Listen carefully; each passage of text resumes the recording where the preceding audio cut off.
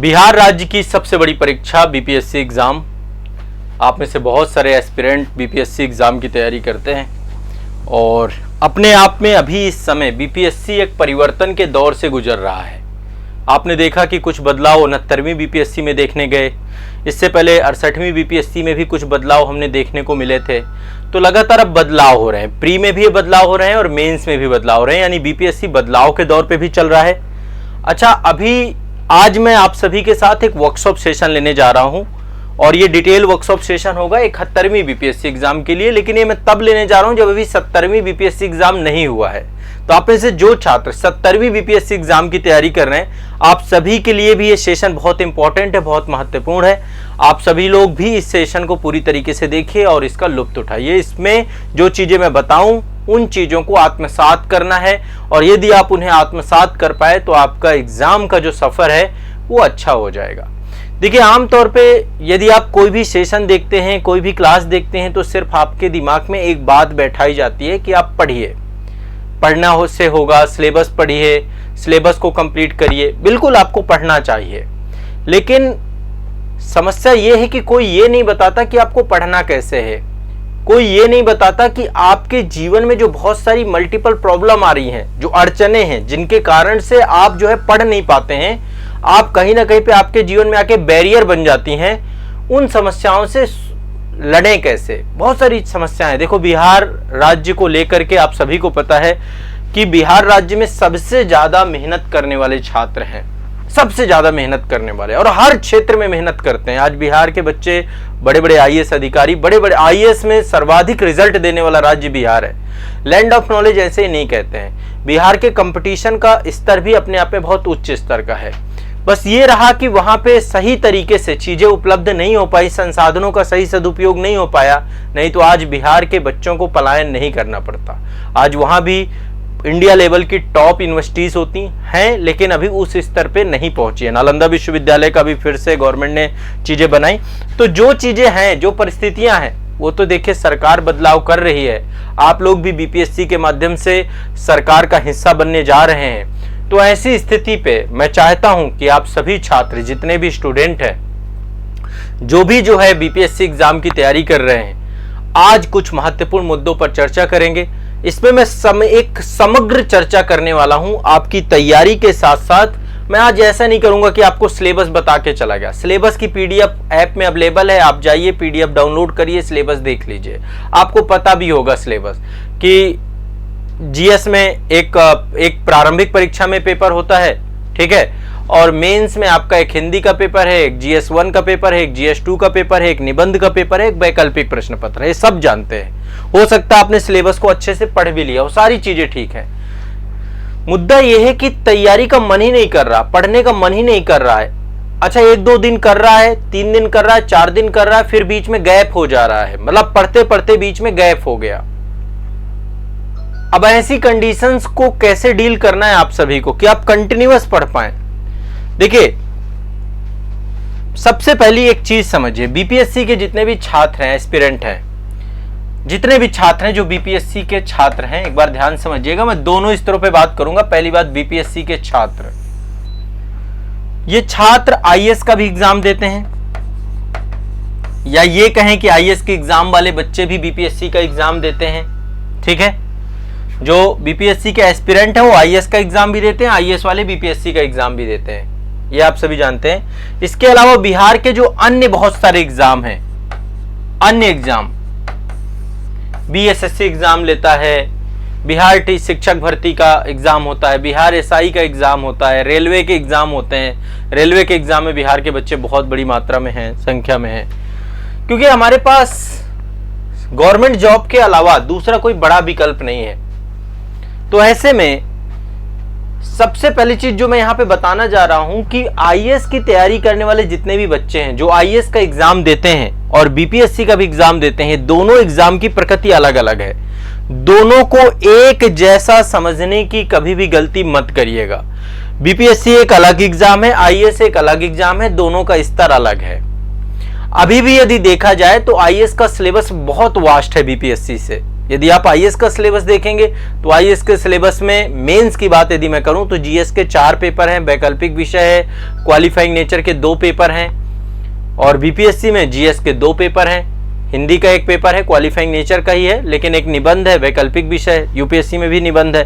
तो यूपीएससी को अलग, मतलब ऐसा नहीं है, देखो यूपीएससी की यदि आप तैयारी कर रहे हैं, आईएएस की तैयारी कर रहे हैं, तो बीपीएससी में आपको सपोर्ट मिल जाएगा, आपको सहायता मिल जाएगी। लेकिन ऐसा नहीं हो सकता कि आप आईएएस की तैयारी करें और बीपीएससी निकाल लेंगे। बीपीएससी के लिए आपको अलग से तैयारी करनी पड़ेगी, बीपीएससी को समझना पड़ेगा। बीपीएससी का अपना अलग एक लेवल है, अलग एक स्तर है। देखो 3 प्रकार के स्टूडेंट हैं यहां पर बीपीएससी का एग्जाम देने वाले। एक बच्चे वो जो आईएएस का एग्जाम दे रहे हैं और बैकअप प्लान के तौर पे इसको रख रहे हैं, मतलब कि यदि आईएएस में नहीं हुआ तो बीपीएससी दे देंगे, यदि बिहार डोमिसाइल के हैं। कई बार उत्तर प्रदेश के बच्चे भी देते हैं, पूर्वांचल का बच्चा देता है बीपीएससी का एग्जाम, और अदर स्टेट के बच्चे तो आते ही। मैं एक और कैटेगरी यहां पे बना देता हूं, अदर स्टेट। बहुत सारे अदर स्टेट, अन्य राज्यों के बच्चे आते हैं, उत्तर प्रदेश सहित। एक कैटेगरी है जो केवल बीपीएससी की तैयारी करते हैं। कुछ बच्चे ऐसे हैं जो आईएएस की तैयारी नहीं कर रहे हैं, कुछ ऐसे हैं जो आईएएस और बीपीएससी दोनों के लिए टारगेटेड हैं कि आईएएस में नहीं हुआ तो बीपीएससी दे देंगे। कुछ ऐसे केवल बीपीएससी एग्जाम, उनको दूसरा एग्जाम नहीं देना, केवल बीपीएससी एग्जाम। तो इसमें देखा जाए तो ये छात्र हैं, ये स्टूडेंट है, मोस्ट फोकस्ड स्टूडेंट है बीपीएससी के लिए, क्योंकि ये उसी पैटर्न पे पढ़ रहे हैं जिस पैटर्न पे इनको पढ़ना चाहिए। ठीक है, अब सबसे पहली चीज है, देखो इतना बड़ा एग्जाम है, आपके मन में सबके यही है कि इस एग्जाम को क्रैक कैसे करें, क्लियर कैसे करें, निकालें कैसे। आज इन्हीं सभी मुद्दों पे बात होगी। देखिए एक चीज अपने मन में बैठाइए, आपका सिलेक्शन स्वयं आप करवा सकते हैं। आपका चयन कौन करा सकता है? आपका चयन, आपका सिलेक्शन स्वयं आप करा सकते हैं, कोई नहीं करा सकता। बाकी कोई कराएगा तो वो सिर्फ और सिर्फ आप स्वयं कराएंगे। आप अपने आप को अपने आप से बेहतर कोई नहीं, आपको आपसे बेहतर कोई नहीं जानता है। आप ये जानते हैं कि आपका स्तर क्या है, आपका लेवल क्या है। और यहां पे जब बात मैंने स्वयं की कर दी है, तो स्वयं का मतलब होता है आपको, चाहे आप कोचिंग ज्वाइन कर लीजिए, चाहे जो भी ज्वाइन कर लीजिए, काम करेगी सेल्फ स्टडी। सेल्फ स्टडी का सबसे महत्वपूर्ण रोल है, चाहे आप कोचिंग करें चाहे जो भी करें। और एक चीज बता दूं, कोचिंग का मात्र और मात्र रोल 10 से 15% का होता है, बाकी सारा का सारा रोल आपका खुद का है, स्वयं का। यानी कोई भी आपका सिलेक्शन नहीं कराएगा, आपकी मेहनत, आपकी पढ़ाई, आपका सेल्फ स्टडी आपका सिलेक्शन कराएगा। कोचिंग तो आपको एक गाइडेंस देता है, मदद करता है ना। हो सकता है सब्जेक्ट भी आपको पढ़ा दे। आप कोचिंग ज्वाइन करें तो वहां पे हिस्ट्री, पॉलिटी, ज्योग्राफी, ये सारे सब्जेक्ट आप पढ़ लें, लेकिन मुद्दा कुछ और है। मुद्दा ये है कि आपका सिलेक्शन कैसे होगा, आपका चयन कैसे होगा। आपके चयन के कर्ता धर्ता आप स्वयं है। ये बात से एग्री हैं आप मेरे की नहीं है? कोचिंग नहीं करेगी कोई भी। कोचिंग यदि सिलेक्शन कराने वाली होती तो सारे के सारे बच्चे सफल हो जाते, बहुत सारे तो असफल भी हो जाते हैं। बहुत लंबा टाइम लग जाता है उनको बीपीएससी एग्जाम को क्वालिफाई करने में, निकालने में। ऐसे कितने स्टूडेंट को मैं जानता हूं। तो सबसे पहली बात, अपने सिलेक्शन के कर्णधार, अपने सिलेक्शन के मूल आधार, अपने सिलेक्शन के कर्ता धर्ता, अपने सिलेक्शन के सब कुछ यदि कोई स्टूडेंट है तो वो आप स्वयं हैं, आप स्वयं कर सकते हैं। सभी इस बात को समझ रहे हैं? ठीक है। अब यदि इस सिलेक्शन के कर्ता धर्ता आप हैं, आप स्वयं इसका अपने चयन को आप खुद तय करेंगे, तो आपको अपने आप पे काम करना पड़ेगा। 3-4 काम करना पड़ेगा जो कोचिंग कभी नहीं करवाएगी आपको। कोचिंग ज्यादा से ज्यादा सिलेबस कंप्लीट करा सकती है बस। मुद्दा है कि आपको सेल्फ स्टडी करनी ही पड़ेगी, यानी कुछ बुक्स का सहारा लेना पड़ेगा, किताबों के साथ पढ़ना पड़ेगा। कुछ बच्चे केवल सेल्फ स्टडी करके निकल जाते हैं, कोचिंग नहीं करते हैं। जरूरी नहीं कोचिंग करना, कोचिंग तो हेल्प करती है। यदि आपको लगता है कि आपका खुद से नहीं हो पाएगा तो फिर आप कोचिंग की मदद ले सकते हैं, अन्यथा की स्थिति में आप सेल्फ स्टडी से भी निकाल सकते हैं, निकाला जा सकता है। बीपीएससी की बुक लिस्ट मैंने कई बार बता रखी है, आप कभी यूट्यूब पे सर्च करना BPSC complete book kit by Azad sir, तो आपको वीडियो आ जाएगा। उसमें मैंने बहुत अच्छी किताबें बताई हैं, सारी डिटेल में बताई हैं आपको। हमारा आजाद पब्लिकेशन का यूट्यूब चैनल है, वहां पर वीडियो पढ़ें। आजाद बीपीएससी एकेडमी के चैनल पर भी मैंने बुक लिस्ट का वीडियो बताया है। यदि आप वो बुक से देख लेंगे, फॉलो कर लेंगे तो आप खुद से कर सकते हैं तैयारी, कोई कोचिंग की जरूरत नहीं। बस ये कि कोचिंग से थोड़ा रेगुलरिटी आ जाती है, पंक्चुअलिटी आ जाती है, लेकिन वो चीजें खुद लेकर आओ ना। सबसे पहली चीजें चाहिए निरंतरता, ये बहुत जरूरी है। आप रेगुलर स्टूडेंट होने चाहिए, आप कंटिन्यूअस पढ़ने वाले। यदि आज आपने प्रिपरेशन स्टार्ट की तो जब तक आपका चयन नहीं हो जाएगा, जब तक आपका सिलेक्शन नहीं हो जाएगा, आप रुकेंगे नहीं। आप रुकेंगे नहीं, आपको रुकना नहीं है। आप रुकेंगे तो फिर कहीं ना कहीं पे चीजें डिस्टर्ब हो जाएंगी। तो आपका चयन बहुत महत्वपूर्ण चीज है, और चयन के लिए सबसे इंपॉर्टेंट है आपकी रेगुलरिटी, आपकी निरंतरता। सब समझ रहे हैं? ठीक है, आप रेगुलर स्टूडेंट होने चाहिए, कंटिन्यूअस स्टूडेंट होने चाहिए, बीच में गैप नहीं करना है आपको अपनी प्रिपरेशन में। बहुत सारे बच्चों को जानता हूं जिनका जो है सिलेक्शन का कारण यही रहा कि उन्होंने कुछ महीने पढ़ा, जिनका सिलेक्शन नहीं हो पाया उनकी बात कर रहा हूं। कुछ महीने पढ़ा और फिर कुछ महीने बाद फिर उन्होंने छोड़ दिया, फिर पढ़ना चालू कर दिया, फिर बीच में छोड़ दिया 2, 4, 10, 15 दिन। देखो, बीच में यदि थोड़ा भी गैप लेकर के आओगे तो आपका रिदम टूट जाएगा, आपका तारतम्य टूट जाएगा। रेस आपने सुना है, मैराथन। मैराथन का एक नियम होता है। देखिए, मैराथन को आप तभी भेद पाएंगे, आपका हर बार सिलेक्शन क्यों नहीं हो रहा है, क्यों आप सिलेक्ट नहीं हो पा रहे हो, क्यों आपका चयन नहीं हो रहा है। क्योंकि जब आप कोई भी मैराथन दौड़ते हैं, मैराथन एक रेस होती है, ठीक है, उस रेस का एक नियम है कि जब आपने दौड़ना चालू किया तो उस रेस को आपको पूरा करना पड़ेगा। रुक नहीं सकते आप, बीच में रुक नहीं सकते कि आपने रुक के पहले रेस्ट कर लेता हूं, सो लेता हूं, बाद में फिर दौड़ लूंगा। नहीं, जहां से रुके वहीं से डिस्क्वालीफाई हो गए आप। ये मान लीजिए, जहां से आप रुके वहीं से डिस्क्वालीफाई, वहीं से बाहर हो गए। तो आप जो एग्जाम देने की सोच रहे हैं, ये एक मैराथन है, टाइम लगेगा इसमें, ठीक है। साल भर का, 1.5 साल का, 2 साल का, 18 से 24 महीने का टाइम लगेगा। समय कितना लगता है? 18 से 24 महीने। तो आपको रेगुलर रहना है, आपको निरंतर रहना है, अपनी पढ़ाई को रोकना नहीं है। कोई भी स्थिति परिस्थिति आपके साथ बनती है, ऐसा भी मान के मत चलिए कि स्थितियां परिस्थितियां नहीं बनेंगी। बनेंगी स्थितियां परिस्थितियां, सबके जीवन में बनती हैं, आपके जीवन में भी स्थितियां परिस्थितियां बनेंगी। हर आदमी का अपना अपना संघर्ष होता है और उस संघर्ष को आपको काटना पड़ेगा, आप उससे भाग नहीं सकते हैं, ठीक है। तो सबसे पहला जो महत्वपूर्ण पॉइंट है वो है आपको निरंतर रहना पड़ेगा, आपको कंटिन्यूअस रहना पड़ेगा। दूसरा, आपको समयबद्ध रहना पड़ेगा, अपने समय का मूल्य समझना पड़ेगा। समय का मूल्य, आपको अपने समय का मूल्य समझना पड़ेगा, समय की वैल्यू समझना पड़ेगा कि आपके टाइम की वैल्यू क्या है, आपके टाइम का मूल्य क्या है, आपके समय की कीमत क्या है। आपको अपने समय की कीमत समझनी पड़ेगी। जब तक आप अपने समय की कीमत नहीं समझेंगे, आप बहुत पीछे रहेंगे। आपको अपने टाइम की कीमत समझनी पड़ेगी। समय क्या है? 1 मिनट थोड़ा सा एक बार समझने की कोशिश करते हैं, इससे बहुत क्लियरिटी आएगी। टाइम एक प्रकार की ऊर्जा है, एनर्जी है। समय क्या है? एक प्रकार की एनर्जी है। आप जैसे देखते होंगे सुबह के समय आपको एनर्जी ज्यादा रहती होगी, आप में से कुछ लोगों को नहीं रहती होगी। कुछ लोग बस बिस्तर पकड़ रखा है, सो रहे हैं। बिस्तर त्यागना पड़ेगा, एक अच्छी दिनचर्या का मालिक बनना पड़ेगा। आपको समय का मूल्य समझना है और समय के मूल्य के साथ साथ एक दिनचर्या अपनी बनानी है और उस दिनचर्या को रेगुलर फॉलो करना है। दिनचर्या का मतलब ये नहीं होता कि आज बनाया कल फिर चेंज कर दिया, आज बनाया फिर कल चेंज कर दिया। नहीं, दिनचर्या एक बार बन गई, दिनचर्या यदि एक बार बन गई फिर ये टूट नहीं सकती है, फिर ये कंटिन्यूअस ही रहेगी, फिर ये रेगुलर ही रहेगी, फिर आपको कोई रोक नहीं सकता है। समझ गए मेरी बात को? आपको एक रूटीन बनाना पड़ेगा अपने पढ़ने का, आपका सोने का, जगने का, खाने का, पीने का एक टाइम टेबल बनाना पड़ेगा और उसके अकॉर्डिंग आपको चलना पड़ेगा। आपके साथ होता क्या है, कोई दोस्त आ गया, उस दोस्त को आपने अपना टाइम दे दिया।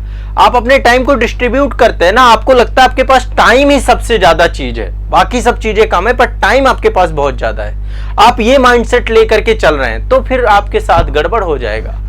आपके पास टाइम सबसे लिमिटेड रिसोर्स है, सबसे न्यूनतम रिसोर्स यदि कुछ है तो आपके पास समय।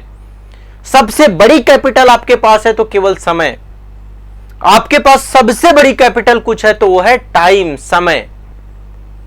तो आप समझ रहे हैं मेरी बात को? आपको अपने समय का रिस्पेक्ट करना पड़ेगा, अपने समय को सबसे ऊपर रखना पड़ेगा, अपने समय को प्रायोरिटी पे रखना पड़ेगा। अपना समय आप किसी को भी मत दीजिए।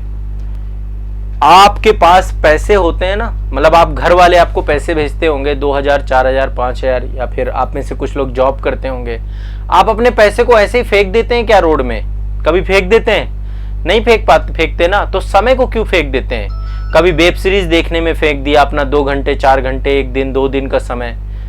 वेब सीरीज वगैरह मत देखें, रील्स देखते हैं, यूट्यूब पर रील्स चल रही हैं। अच्छा, मुझे थोड़ा सा शिकायत है बहुत सारे लोगों से जो रील्स बनाते हैं।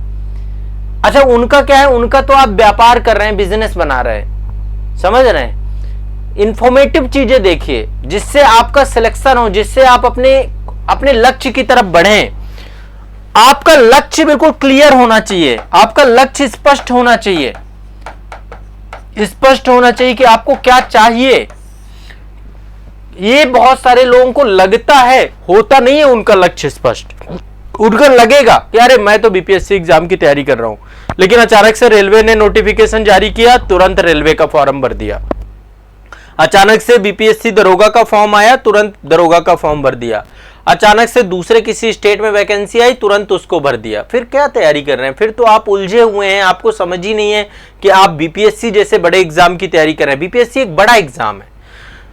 सबसे पहला नियम बनाइए कि बिना तैयारी के एग्जाम पे नहीं बैठना, पहले पूरी तरीके से तैयार हो जाना है। एग्जाम को समझना, एग्जाम की डिमांड को समझना, एग्जाम की नीड को समझना और नीड के अकॉर्डिंग अपने आप को प्रिपेयर करना है। परीक्षा की मांग, बहुत सारे लोगों को मांग ही पता नहीं होती है और कहते हैं हम असफल हो गए। आपको परीक्षा की डिमांड पता होनी चाहिए कि बीपीएससी आखिरकार आपसे क्या मांगता है। आपको एक अधिकारी बनाना चाहता है, आपको राज्य की बड़ी बड़ी जिम्मेदारियां देना चाहता है, तो उस जिम्मेदारी के उठाने के योग्य आप हैं कि नहीं है, आप में कैपेसिटी है कि नहीं है। आपका हर 1-2 दिन बाद आप डिमोटिवेट होकर के पड़े रहते हैं, और जब आप हर 1-2 दिन बाद डिमोटिवेट होकर के पड़े रहेंगे तो फिर चीजें बहुत अच्छे स्तर पे आप नहीं ले जा पाएंगे। आपको चीजों को बड़े स्तर पे ले जाना है, तो उसके लिए सबसे इंपॉर्टेंट चीज है कि आप परीक्षा की डिमांड को समझें, परीक्षा की मांग को समझें, परीक्षा के मांग के अनुसार तैयारी करें। परीक्षा की मांग क्या है, अभी इस पे हम आएंगे, इस पे डिस्कस करेंगे। तो ये 3-4 पॉइंट मैंने बताए। पहला पॉइंट, आप रेगुलर स्टूडेंट हैं। पहले एक चीज सोच लीजिए, आप में रेगुलरिटी है। ऐसा तो नहीं है कि आप रेगुलर ना हो, कोई भी काम करते हो। अच्छा, रेगुलरिटी, जो रेगुलर पर्सन नहीं है वो हर चीज में ऐसा ही करेगा। कोई भी चीज शुरू करेगा बीच में छोड़ देगा, कोई भी चीज शुरू करेगा बीच में छोड़ देगा। यदि आप ऐसे हैं कि कोई भी चीज शुरू करके बीच में छोड़ देते हैं, तो आप ये एग्जाम भी छोड़ दोगे, आप निकाल अंत तक नहीं पहुंच पाओगे। अंत तक पहुंचने का मतलब है एग्जाम की फाइनल लिस्ट में नाम आना।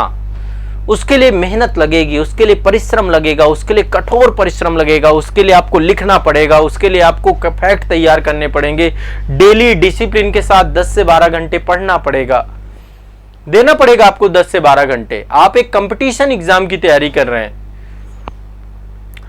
यदि आप में रेगुलरिटी है तो ये एग्जाम आपका है, आपसे कोई एग्जाम नहीं छीन पाएगा, आप निकाल ले जाएंगे। लेकिन यदि आप में रेगुलरिटी नहीं है, आप बस ऐसे ही समय व्यतीत कर रहे हैं, तो संभवतः ये एग्जाम आपके लिए रहेगा नहीं। आप तैयारी तो कर रहे हैं, लेकिन तैयारी के बाद आपका सिलेक्शन होना बड़ा कठिन हो जाएगा। फिर आपको लगेगा कुछ भी कर लेता हूं। देखो, बिहार में सबसे बड़ी चीज ये है कि आप सभी जानते हैं जनसंख्या भी बहुत है। उत्तर प्रदेश में जनसंख्या बहुत है और बिहार की भी जनसंख्या घनत्व तो बहुत ज्यादा है। संसाधन सीमित हैं, आपदा ग्रसित क्षेत्र है, बाढ़ की समस्या आती रहती है आए दिन, है ना। नदियों में मानसून के टाइम पीरियड पे बाढ़ की समस्या आती है, सूखे की समस्या से ग्रसित हो जाता है कई बार, जबकि वहाँ पे नदी बहुल्य क्षेत्र है। इसके बावजूद भी मानसून किसी साल कमजोर हुआ, कुछ भी हुआ, तो उसकी विपदाएं अलग है। विभिन्न प्रकार की बीमारियों का प्रकोप अलग समय समय पर आता रहता है। बिहार में रोजगार नहीं है, सबसे बड़ी आपदा है रोजगार नहीं होना।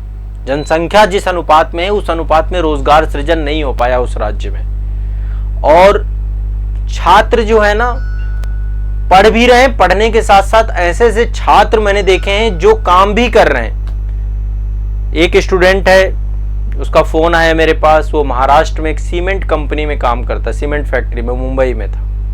और वहां पे काम करके वो फिर इसके बाद जो भी टाइम बचता है वो क्लास देखता है।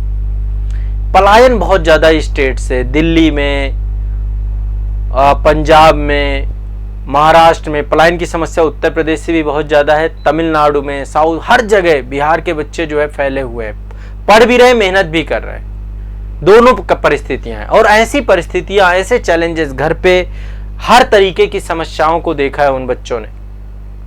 आप लोगों के घरों पे भी ईश्वर करे आप लोग अच्छे से रहें, खुश रहें, लेकिन फिर भी समस्याएं तो हैं। कहीं आर्थिक तंगी की समस्या है, पैसा नहीं है, माता पिता कैसे न कैसे करके आपको पढ़ा रहे हैं। मेरा बचपन मतलब जो बीता है उसमें बिहार के मेरे सबसे ज़्यादा दोस्त रहे, मतलब बचपन में सबसे ज़्यादा यदि मेरे कोई दोस्त रहे, सीवान से बहुत सारे दोस्त रहे, पटना से बहुत सारे दोस्त रहे, पश्चिमी चंपारण के बहुत सारे दोस्त रहे, मोतिहारी पूर्वी चंपारण के बहुत सारे दोस्त, मतलब साथ में हम पढ़े। क्लास 6 की बात है, 6 से लेके अभी तक भी है। अब आज तो काफ़ी सारे लोग ऐसे हैं जो कि एडमिनिस्ट्रेशन में हैं, प्रशासन में हैं, कुछ IIT वगैरह क्वालिफाई करके अब IIT करने के बाद बड़ी बड़ी कंपनियों में जॉब कर रहे हैं। तो मैंने देखा है, एक है स्ट्रगल, आप सभी जानते हैं बिहार राज्य में स्ट्रगल है, बहुत सारी चुनौतियां हैं। तो सबसे पहली चीज, इस एग्जाम को लेकर आप सीरियस रहिएगा। बहुत कुछ तय करने वाला ये एग्जाम, ये आपका करियर ही नहीं डिसाइड करने वाला, बहुत सारे लोगों के सपने डिसाइड करने वाला है। आपके परिवार के लोग भी आपके ही सपने से, देखो बहुत सारे लोग ऐसे जिनकी आंखों में सिर्फ सपने तैर रहे हैं, सपनों के भरोसे जी रहे हैं। तो उन सपनों के लिए आपको मेहनत करनी पड़ेगी, परिश्रम करना पड़ेगा, कठोर परिश्रम करना पड़ेगा, और सब कुछ आपके साथ साथ समानांतर होता रहेगा, समानांतर चलता रहेगा। कई बार आर्थिक तंगी की घटनाएं आप सुनेंगे, कई बार किसी का स्वास्थ्य खराब हो गया, कई बार आपके स्वयं का स्वास्थ्य खराब हो गया, मल्टीपल चीजें आपके सामने आएंगी, लेकिन आपको डिगना, हटना नहीं है, पीछे नहीं हटना है, आपको फोकस तरीके से लगे रहना है। आपका सिलेक्शन नहीं होने के एक बाधक आप स्वयं है, कोई और नहीं है। कई बार हमें लगता है अरे इसके कारण नहीं पढ़ पाया, अरे इसके कारण नहीं पढ़ पाया, अरे इसके कारण नहीं पढ़ पाया, अरे इसके कारण नहीं पढ़ पाया। कोई जिम्मेदार नहीं होता है। माता पिता अपनी जितनी सामर्थ्य है उस हिसाब से कर रहे हैं, नहीं है सामर्थ्य नहीं कर पा रहे हैं। आपको बिहार से कैसे कैसे लोग निकले हैं आप सभी जानते हैं, ठीक है, और उन्होंने इतिहास रच दिया। चाहे वो डॉक्टर राजेंद्र प्रसाद हो, आप देखिए एक सामान्य परिवार से मैं जीरादेई गया हूं और जाकर के मैंने देखा है, उनके घर पे मैंने एक शूट भी किया था भारत दर्शन का। तो सामान्य परिवार से, और बाद में उनके मूल्य देखिए, ऐसे नैतिक पैमाने स्थापित किए उन्होंने राष्ट्रपति रहते हुए, जो आज भी पूरा कर पाना बहुत कठिन है। तो जीरादेई में मैंने बहुत सारे लोगों से हमारी बातचीत भी हुई। उनके जो हमारे प्रथम राष्ट्रपति राजेंद्र प्रसाद जी के घर के पास ही एक मंदिर था, मंदिर के एक वहाँ पर एक पुजारी बैठते थे, उनसे काफ़ी देर तक हमारी बात हुई। बहुत सज्जन व्यक्ति थे और उन्होंने काफ़ी टाइम भी दिया हमें और लंबा डिस्कशन हुआ। तो आप सभी जानते हैं कि बिहार में सब कुछ संभव है, बिहार के लोग इतनी मेहनत, इतना परिश्रम करते हैं, सब कुछ कर सकते हैं, ये कोई बहुत बड़ी चीज़ नहीं है। एक सिलेबस को बहुत डिसिप्लिन के साथ आपको तैयार करना है, एक सिलेबस को बहुत डिसिप्लिन के साथ आपको पढ़ना है। सिलेबस आप सभी जानते हैं, आपने सिलेबस को पढ़ लिया होगा। तो आपके चयन के जो आधार हैं आप खुद हैं। आपको ये 4-5 चीज़ों पे बहुत अच्छे से पहले अपने आप को परखना है, बनाना है। आप निरंतर व्यक्ति होने चाहिए, कंटिन्यूअस, ऐसा नहीं आज किया कल नहीं किया। आपको अपनी समय का वैल्यू करना चाहिए, अपना समय किसी भी अनावश्यक चीज में देने से बचिए। कुछ भी हो जाए, कुछ भी हो जाए, कैसी भी परिस्थिति आ जाए, कैसी भी कंडीशंस आ जाए, आपको अपना समय किसी को नहीं देना है। आपका समय मोस्ट प्रीशियस चीज है, बहुत इंपॉर्टेंट चीज है, उसका इंपॉर्टेंस आपको देना है। और जब आप अपने समय का महत्व देंगे ना, तो आप देखिएगा फिर समय आपको महत्व देगा, समय आपको इज्जत देगा। समझ रहे हैं, जिस चीज की इज्जत आप करते हैं वो चीज आपकी इज्जत करती है, आपकी शान बढ़ाती है, आपकी प्रतिष्ठा बढ़ाती है। तो यहां पे आपका चयन करने का आधार आप खुद हैं। आप एक रेगुलर पर्सन बने, आपको अपने टाइम की वैल्यू हो, आपको अपनी दिनचर्या को बेहतर करना है और आप अपने लक्ष्य पे अडिग रहें। आपका लक्ष्य इतना स्पष्ट रहे कि भटके ना, बीच बीच में भटके ना।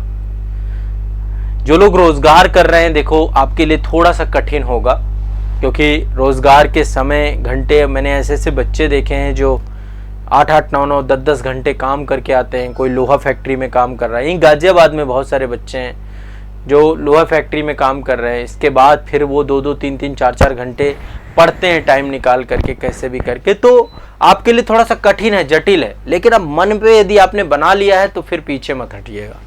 तो सबसे पहला जो मैं आपको बताना चाहता हूं कि थोड़ा स्वयं पे काम करना चालू करिए, अपने आप को बहुत स्पष्ट करिए चीजों के प्रति, अपने आप पे काम करना पड़ेगा आपको। क्योंकि अभी तो चलो जोश जोश में तैयारी शुरू कर दोगे, तैयारी शुरू करना बहुत आसान काम है, लेकिन बाद में फिर क्या होगा, आप पीछे हटना चालू हो जाओगे।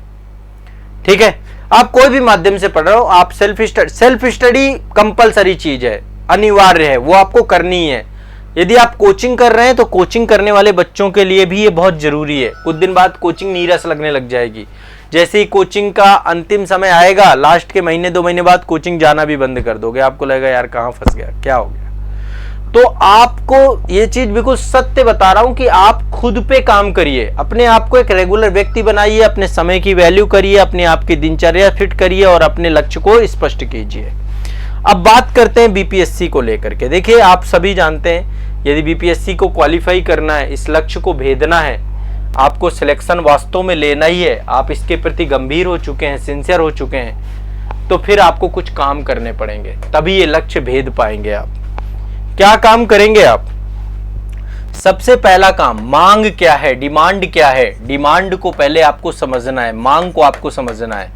जितने भी स्टूडेंट हैं यहाँ पे जो मुझे देख रहे हैं, आप सभी को सबसे पहला काम करना है कि आपको बीपीएससी का प्रीवियस ईयर क्वेश्चन पेपर ले लेना है, प्री का और मेंस का, ये होना ही होना चाहिए। जो 70वीं बीपीएससी दे रहे हैं उनको भी ये ध्यान रखेगा, पीवाईक्यू लेना बहुत जरूरी है। अब देखो, आयोग का पैटर्न कुछ बदल रहा है। आयोग पहले प्रीलिम्स में निगेटिव मार्किंग नहीं होती थी, अब निगेटिव मार्किंग आ गई, ई ऑप्शन को हटा दिया गया है। मेंस में क्वेश्चंस की संख्या आपकी बढ़ा दी गई है, 8 नंबर और 7 नंबर के क्वेश्चंस भी आने चालू हो गए हैं। तो पैटर्न बदल रहा है, अभी एक ट्रांजिशन फेज पे बीपीएससी है। हमें ये लग रहा था कि शायद यूपीएससी पैटर्न पे सिलेबस को लेकर आएगी, लेकिन बिहार ने बहुत अच्छा किया है कि कम से कम बिहार का सिलेबस ऐसा है कि उसको यूपीएससी से कभी भी यूपीएससी जैसा सिलेबस ना हो, डिफरेंस होना चाहिए उस सिलेबस में, ताकि कम से कम बिहार के बच्चों को वेटेज मिले। नहीं तो यूपीएससी वाला बच्चा भर जाएगा, फिर क्या होगा, है ना। तो प्रीवियस ईयर क्वेश्चन पेपर ले लीजिए, सबसे पहला काम, फर्स्ट थिंग। और सिलेबस, ये भी आपके पास होना चाहिए।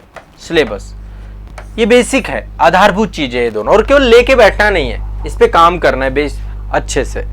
प्रीवियस ईयर क्वेश्चन पेपर किसी का भी ले लीजिए, बहुत सारे previous year question paper market में उपलब्ध हैं, अवेलेबल है, आप ले ही लीजिएगा।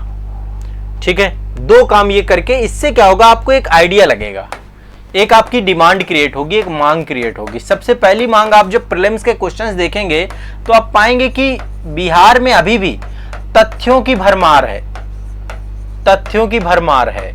हाँ, पिछले 1-2 सालों से हम देख रहे हैं कि स्टेटमेंट बेस्ड क्वेश्चन भी आ रहे हैं, थोड़ा सा कंसेप्चुअल क्वेश्चन, है ना, थोड़ा डेप्थ में जाकर जब आप उन्हें समझ पाए। पिछली बार हल्ला मच गया था कि आईएएस के तर्ज पे आ गया पेपर, आईएएस के अरे नहीं भाई, आईएएस का लेवल बहुत अलग है, आईएएस के लेवल को अभी स्टेट पीसीएस टच नहीं कर रहे हैं, ये उनका एक इंडिपेंडेंट लेवल है, ये मान के चलिए। तो तथ्य पूछे जाते हैं, तथ्य आपको याद करने पड़ेंगे, फैक्ट आपका जो सिलेबस का है वो आपको याद होना चाहिए, यानी आपको अपनी मेमोरी स्किल को बढ़ाना है, रिवीजन आपको ज्यादा से ज्यादा करना है, ताकि आपके दिमाग में आपके तथ्य फैक्ट आपके दिमाग में बैठे रहे। पहली चीज तो ये है डिमांड के अनुसार। दूसरा जो महत्वपूर्ण पॉइंट है, पहला हो गया तथ्यों की भरमार है, ठीक है। दूसरा पॉइंट है आपको लिखना है, लिखना। सबसे ज्यादा आलस्य यदि कोई करता है तो वो लेखन कार्य पे करता है, वो लिखना ही नहीं चाहता, बच्चा लिख ही नहीं रहा ना, हम ना लिखेंगे, हम ना लिखेंगे, लिखना मना है, ऐसा माइंडसेट बना रखा है आपने। आपको लिखना पड़ेगा, मेंस नहीं निकलेगा आपका। आपको पता है 38 नंबर का भी क्वेश्चंस आपको सॉल्व करना है, 36 नंबर का क्वेश्चंस भी सॉल्व करना है। मैं बिहार का थोड़ा सा आपको मोटा मोटी एक बार पैटर्न दिखाना चाहता हूं, तो आपको आइडिया लग जाएगा। इसलिए लेखन कार्य को अपना हिस्सा बनाइए, ठीक है। आंसर राइटिंग पे मैं बहुत अच्छा काम कराता हूं आप लोगों का, ठीक है। जो उत्तर लेखन है, उत्तर लेखन पे हमारी बहुत डिटेल में चर्चा चलती है, बहुत डिटेल में मैंने आज तक आंसर राइटिंग यूट्यूब पे मुझे लगता है सबसे ज्यादा मैंने कराया होगा। तो आप लोग एक बार उत्तर लेखन मेरी क्लासेस ज्वाइन कर सकते हैं, आंसर राइटिंग की आपके बैच में भी क्लासेस आपको मिल जाएगी, बीपीएससी मेंस एग्जाम, ठीक है। देखिए 8 अंक के 6 क्वेश्चन आते हैं, लगभग अप्रॉक्स 125 शब्दों के आसपास आपको लिखना चाहिए इनको। 7 अंक की बात करें तो 7 अंक के लगभग 4 क्वेश्चन आते हैं, एक पेपर की बात कर रहा हूं, 2 पेपर हैं आपके, एक में मैथ वगैरह का भी सेगमेंट है, सांख्यिकी से भी क्वेश्चन आते हैं, और इसके अलावा 38 अंक के 4 क्वेश्चन है। सोचो पूरा ऐसे ही लिखना है, लगभग 550 से 600 शब्द यहाँ पे लिखना है, और 36 अंक का एक क्वेश्चन आता है, लगभग 500 से 550 शब्द यहाँ पे लिखना है। ये जो शब्द सीमा है ये दी नहीं गई, ये मैंने मतलब अप्रॉक्स निकाला है। बहुत सारे पीसीएस वगैरह पे मेरा जो एक रिसर्च है, उस रिसर्च के बिहाफ पे मैंने जो है ये शब्द सीमा बनाई है। तो आपको लिखना तो इतना पड़ेगा, तो इतना लिखने के लिए अचानक से थोड़ा ना लिखने लग जाओगे आप। लिखने का अभ्यास आपके पास होना चाहिए, लेखन का अभ्यास आपके पास होना चाहिए, तथ्यों को आपको पढ़ना चाहिए अच्छे से, ठीक है। और तीसरा पॉइंट है, आपको सिलेबस कंप्लीट करना है। जो भी सिलेबस आपका दिया गया है, प्री का, मेंस का, उस सिलेबस आपको कंप्लीट करना है, पूरा सिलेबस अच्छे से पढ़ना है, नोट्स बनाने हैं, सेल्फ नोट्स आपको बनाने हैं। जब तक आप नोट्स नहीं बनाएंगे आप रिवाइज कैसे करेंगे? तो आपको साथ साथ नोट्स भी खुद के बनाने हैं। आप किसी कोचिंग से पढ़िए, वहां पे भी नोट्स बनाने हैं, और कोचिंग से पढ़ने के साथ साथ एक एडवांस बुक जरूर पढ़िए। मैं हमेशा जो बच्चे हमारे साथ ऑनलाइन बैच में जुड़े हैं सबको मैं एडवांस बुक जरूर बताता हूँ कि ये एडवांस बुक ले लेना, ये सब्जेक्ट पढ़ रहे हो, यदि इस सब्जेक्ट का जैसे आधुनिक भारत पढ़ रहे हो तो स्पेक्ट्रम ले लो, ठीक है, अच्छी किताब है, स्पेक्ट्रम से साथ में पढ़ते चले जाओ तो आपका अच्छा हो जाएगा। मतलब उसकी समग्रता आ जाएगी, उसकी और डेप्थ समझ जाओगे। टीचर तो आपको पढ़ाएगा ही, लेकिन आप इन डेप्थ पढ़ जाओगे, ठीक है। इसीलिए मैंने सबसे पहले स्टार्ट ही किया कि अपने सिलेक्शन के कर्णधार यदि कोई हो तो आप हो। यदि कोई भी ऐसा कहता है कि वो आपका सिलेक्शन करा रहा है, वो फ्रॉड कर रहा है, झूठ बोल रहा है। कोई किसी का सिलेक्शन नहीं करा सकता, बच्चा अपनी मेहनत से सिलेक्शन करता है, ये बात बिल्कुल सत्य है। कोई किसी का सिलेक्शन नहीं करा सकता। जब आपका सिलेक्शन हो जाएगा सब आ जाएंगे आपके पास। तभी आप देखते हैं एक टॉपर की फोटो हर जगह लगी होती है। क्यों लगी होती है? समझ रहे मेरी बात को? तो ये पॉइंट आपको डिमांड के तौर पे समझना है। डिमांड ये है, आप में पेशेंस होना चाहिए। आपको इतना बड़ा सिलेबस तैयार करना है। सिलेबस छोटा मोटा नहीं है, सिलेबस काफी बड़ा है। आयोग का सिलेबस अपने आप में काफी विस्तृत सिलेबस है, प्री का, मेंस का, दोनों का, ठीक है। और जो आमतौर पे मैं जितना बीपीएससी को लेकर के मैंने काम किया है, तो बीपीएससी पे बहुत सारे टीचर्स आपको ये सलाह देते हैं कि कोर 4 सब्जेक्ट पढ़ लो, 5 सब्जेक्ट पढ़ लो, आप इतिहास पढ़ लो, आप सामान्य विज्ञान पढ़ लो, आप बिहार स्पेशल पढ़ लो, आप करंट अफेयर्स पढ़ लो, प्री निकल जाएगा। मैं कहता हूं कुछ भी छोड़ के मत जाओ। आप पॉलिटी को क्यों छोड़ के जाओगे भाई? पॉलिटी से तो सबसे सॉलिड क्वेश्चंस निकलते हैं आपके। आप कोई ऐसी स्ट्रेटजी मत बनाओ कि मैं ये पढ़ूंगा ये छोड़ूंगा ना। सब कुछ अच्छे से पढ़ना है, सब कुछ अच्छे से पढ़ना है, यानी पूरा पढ़ने की, पूरे सिलेबस को पढ़ने की स्ट्रेटजी बनानी है आप सभी को। और प्रीवियस ईयर क्वेश्चन पेपर देखिए तो आपको आइडिया लगेगा कि आपको समग्रता से ही पढ़ना पड़ेगा, क्योंकि मेंस भी तो देना है। मैं कह रहा हूं चलो 1% प्री निकल भी गया, पहले तो निगेटिव मार्किंग नहीं होती थी, अब तो निगेटिव मार्किंग आ गई है, आपको पता ही चल जाएगा कहानी। तो आपको अपनी रणनीति पे ये जरूर ध्यान रखना है कि आपको कुछ छोड़ना नहीं है। सिलेबस जितना भी है उसके हिसाब से आपको अपने आप को अच्छे से तैयार करना है, चाहे प्री का हो चाहे मेंस का हो, सब कुछ वैकल्पिक विषय के साथ आपको चीजें तैयार करनी है, कुछ छोड़ना नहीं है, ठीक है। यहाँ पे एक बार थोड़ा सा मैं आपको एग्जाम का पैटर्न बता देता हूँ। ये देखिए, एक तो समान हिंदी का पेपर है, ये क्वालिफाइंग पेपर है आपका, 100 नंबर का मतलब पूर्णांक है इसका, 3 घंटे की अवधि रहती है। जो मेन पेपर है वो जीएस पेपर 1 है, जीएस पेपर 2 है। इन दोनों के मार्क्स जुड़ते हैं, 300 मार्क्स के, 3 घंटे की अवधि है। और इसके बाद निबंध भी आपका भी नया ही जोड़ा गया है, पहले नहीं था। 300 अंक का 3 घंटे का आपका ये बना दिया गया है, इसका मतलब वेटेज बढ़ गया, पहले हिंदी में ही था आपका।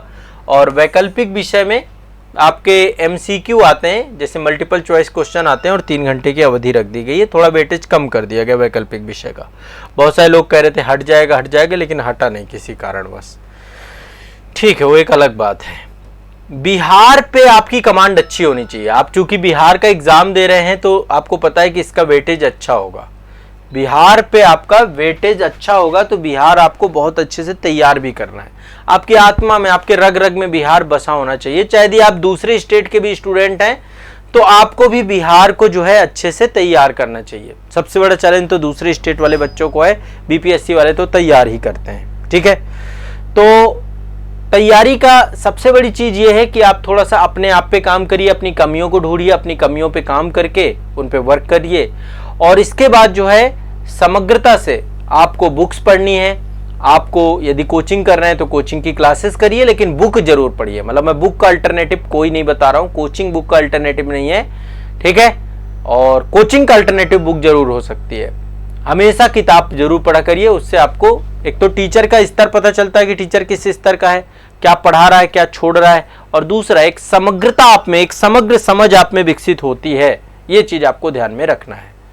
बाकी डिसिप्लिन के साथ पढ़ते रहिए, अपने आप को पूरा समर्पण दीजिए, सर्वस्व समर्पण कर दीजिए। केवल और केवल एक ही चीज आपके दिमाग में गूंजनी चाहिए, बीपीएससी का एग्जाम और सिलेक्शन लेना है आपको। हारने के लिए थोड़ा ना पढ़ रहे हो, फेल होने के लिए थोड़ा ना पढ़ रहे हो। हर टाइम ये क्यों सोचते रहते हो मेरा नहीं होगा तो क्या होगा, मेरा नहीं होगा तो क्या होगा? क्या हारने के लिए पढ़ रहे हो आप? यदि जीतने के लिए पढ़ रहे हो तो दिमाग में यह भी विचार आना चाहिए ना कि जीत जाएंगे तो क्या होगा, सिलेक्शन हो जाएगा तो क्या होगा। समझ रहे हैं मेरी बात को? सभी लोग समझ रहे हैं? तो ये कुछ महत्वपूर्ण बातें हैं, जो बातें आज के सेशन में मुझे आप सभी से डिस्कस करनी थी, चर्चा करनी थी। अब मैं चाहता हूं कि यदि आप लोग के किसी के भी कोई क्वेश्चन हो तो आप कमेंट कर सकते हैं, मैं उसके आधार पे आपको आगे के डिस्कशन कर दूंगा। यदि आपको बुक लिस्ट चाहिए तो आपको यूट्यूब पे सर्च करना पड़ेगा, और हमारा टेलीग्राम चैनल है आजाद बीपीएससी एकेडमी करके, वहां पर मैं वीडियोज आपको भेजता रहता हूं। तो आपको सबसे ज्यादा जरूरी है, मैं देखो आज मैंने कुछ ऐसा नहीं डिस्कस किया ये पढ़ लो ये पढ़ लो ये पढ़ लो, किताबें हैं, सब किताबें आपको पता है, आपके पास होंगी भी किताबें। बाकी मैंने वीडियो पे आपको किताबों की पूरी अच्छी और बेहतर लिस्ट बता रखी है। सिलेबस पे डिटेल वीडियो आपका आएगा, है ना, सिलेबस पे एक डिटेल वीडियो और आपको भेजा जाएगा, इसी चैनल पे पब्लिश होगा, ताकि एक बार सिलेबस आप लोग समझ लें और अच्छे से।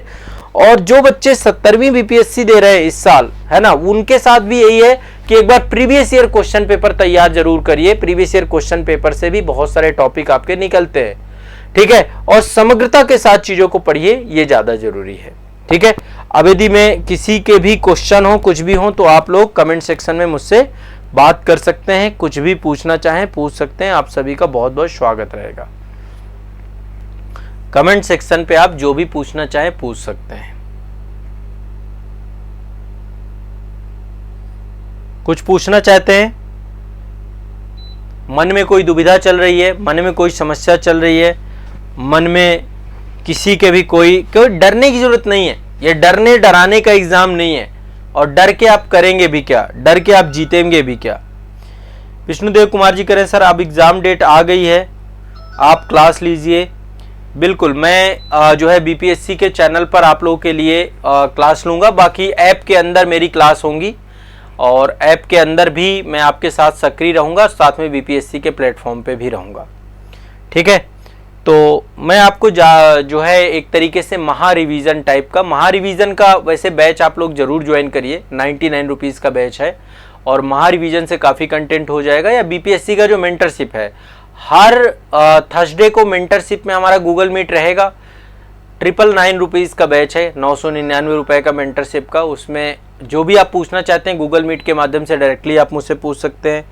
और मैं कुछ चीज़ें पढ़ाऊँगा भी, जैसे मैंने प्लान किया है कि थोड़ा सा जैसे बिहार स्पेशल से जुड़ी हुई चीज़ें हैं, प्रीवियस ईयर क्वेश्चन पेपर्स हैं, है ना, क्वेश्चन पेपर के टॉपिक्स हैं, कुछ इंपॉर्टेंट टॉपिक हैं जो आपके लिए ज़रूरी हैं, तो सब चीज़ें चैनल पे वीडियोस मेरे आएंगे। करंट अफेयर्स की क्लास आपकी रेगुलर हो रही है, सुबह आपकी 5:30 बजे लाइव क्लास होती है, इंटायर वीडियो आजाद बीपीएससी चैनल पर भी आता है, ठीक है, तो आप उसको भी देखिए, वो भी आपके काम करेगा, ठीक है। अब मान के चलिए मैं एक्टिव हुई हूँ, सक्रिय हूँ आप सभी के लिए, और अभी क्लास में ले रहा हूँ यदि आपके साथ, तो अब आप मान के चलिए कि मैं आपके लिए एक्टिव हो चुका हूँ, सक्रिय हो चुका हूँ, और आप सभी के लिए क्लासेस मैं लेता रहूँगा। बीपीएससी में टाइम वगैरह जो कुछ भी होगा हम क्लास में डिस्कस करेंगे, और बाकी जो हमारे पेड बैच वाले बच्चे हैं उनके लिए लाइव क्लासेस अलग हैं, ऐप के अंदर सारी क्लासेस उनकी होंगी, ठीक है। और कोई मन में दुविधा हो निश्चिंत रहिए, अब देखो सब कुछ पढ़ेंगे, टेंशन फ्री रहिए, बट आप पढ़ते रहिए। आपका जो सिलेबस है, आपकी जो पुस्तक है, मैंने आपको बताया मैं आपका केवल सहयोग करूंगा, है ना, आपका मैं सहयोग करूंगा, एज आपके सहयोगात्मक भूमिका में रहूंगा। बट रिवीजन आपको दोबारा चीजों को पढ़ना, जैसे करंट अफेयर्स में पढ़ाऊंगा सुबह सुबह 5:30 बजे वाली क्लास में आया करो सभी लोग। करंट अफेयर्स की क्लास आजाद IAS एकेडमी के यूट्यूब चैनल पर होती है सुबह प्रातः 5:30 बजे। नाजनी जी कह रहे सर स्टार्टिंग में कुछ समझ में नहीं आता, लेकिन टारगेट के टॉपिक के द्वारा अब सब कुछ क्लियर हो रहा है। बिल्कुल नाजनी जी, आप संभवतः हमारे बैचेज में भी हैं सारे में, तो आपको चीज़ें सारी वहाँ पे स्पष्ट हो जाएंगी। आप बिल्कुल निश्चिंत रहें, और कोई भी समस्या होती है तो मैं तो हूँ ही। ठीक है, तो चलिए आज के सेशन को यहीं पर मैं विराम देता हूँ। आपके यदि और भी कोई भी क्वेश्चन हो तो कमेंट सेक्शन आपके लिए हमेशा ओपन है। बाकी मैं आप सभी को आगे की जो प्लानिंग होगी, सूचना होगी, सब कुछ दे दूंगा। अब आप लोग बैच में जुड़िए। 71वीं BPSC एग्जाम के लिए एक बैच आप सभी का लॉन्च किया गया है आज़ाद एकेडमी लर्निंग ऐप पर। BPSC से जुड़े हुए जितने भी कोर्स हैं, सारी चीज़ें आज़ाद एकेडमी लर्निंग ऐप पर आप सभी को मिलेंगी। तो आप लोग ऐप को जरूर डाउनलोड कर लें, और वहाँ पर टेस्ट सीरीज आपको मिल जाएगी। 71वीं और 70वीं BPSC की अभी टेस्ट सीरीज आपकी उपलब्ध है, तो टेस्ट सीरीज और 71वीं BPSC के लिए कंप्लीट फाउंडेशन कोर्स आपको मिल जाएगा। ठीक है, तो आप उसके लिए जुड़ सकते हैं। मैं आपके साथ हमेशा हूँ, हमेशा रहूँगा, एग्ज़ाम तक मैं आपके साथ बना रहूँगा, कभी भी आपका साथ नहीं छोड़ूंगा, ये मेरा आप सभी से प्रॉमिस है। आप सभी अपना साथ मत छोड़िएगा, और मैं आपको पढ़ाता रहूँगा। करंट अफेयर्स की क्लास मेरी आती रहेंगी, जनरल स्टडी के टॉपिक्स भी मैं आपको पढ़ाऊँगा, तो आप सभी लोग क्लासेस में जुड़िए। इस चैनल को बिहार राज्य आज़ाद BPSC एकेडमी के चैनल से भी आप लोगों को जुड़ना है, और आज़ाद एकेडमी लर्निंग ऐप जरूर डाउनलोड करना है। और 71वीं BPSC की तैयारी कर रहे हैं तो फाउंडेशन कोर्स से जुड़िए, वहाँ पर हमारी क्लास होंगी, लाइव क्लास स्टार्ट होंगी। वहाँ पे लाइव प्लस रिकॉर्डेड दोनों लेवल पे क्लास आपको मिलेंगी। ऑफलाइन जैसी क्लास आप सभी की होगी, समग्रता से हम चीज़ों को पढ़ेंगे। ठीक है, तो आज के सेशन को यहीं पर विराम देता हूँ। अपना ध्यान रखिए, मस्त रहिए, पढ़ते रहिए, और अपनों का ध्यान रखिए, अपने माता पिता का ध्यान रखिए, अपने स्वास्थ्य को बेहतर करिए, और बस परीक्षा का तैयारी पूरे मनोयोग से करना है, पूरे मन से करना है, और सिलेक्शन लेना है। यही संकल्प लीजिए आप लोग। ठीक है, आप सभी को बहुत बहुत शुभकामनाएं। धन्यवाद।